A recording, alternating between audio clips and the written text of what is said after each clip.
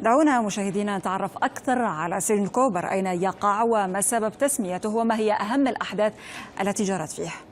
شيد سجن كوبر المركزي في السودان عام 1903 على أرض مساحتها نحو 5000 متر مربع، ويطل على الشارع الرئيسي لمدينة الخرطوم بحري.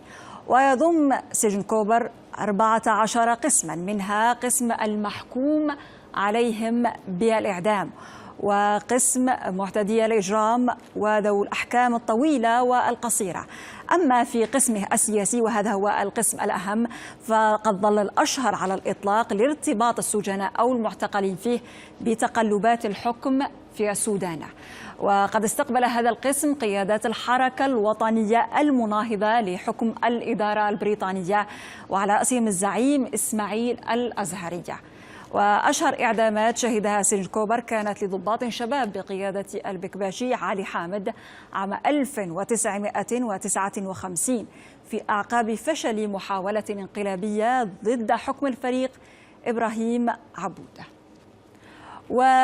ثم أعدم في قيادات الحزب الشيوعي السوداني عام 1971 في أعقاب فشل الانقلاب الذي قاده الرائد هاشم العطا، حيث أعدم أمين عام الحزب عبد الخالق محجوب، وأمين عام اتحاد نقابات عمال السودان الشفيع أحمد الشيخ.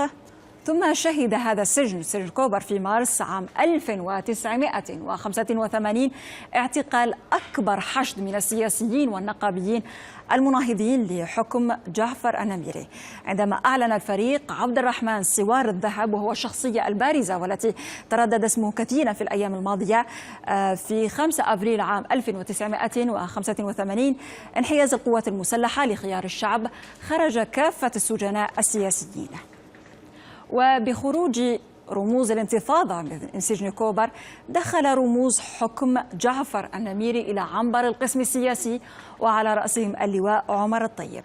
وفي 30 من يونيو عام 1989 وقع انقلاب الإنقاذ الوطني بقيادة العميد عمر البشير، فتم اعتقال القيادات السياسية: محمد عثمان المرغني زعيم الاتحادي الديمقراطي، والصادق المهدي رئيس الوزراء ورئيس حزب الأمة، بالإضافة إلى الدكتور حسن الترابي أمين عام الجبهة الإسلامية، التي ظهر فيما بعد أنها كانت وراء تدبير الانقلاب.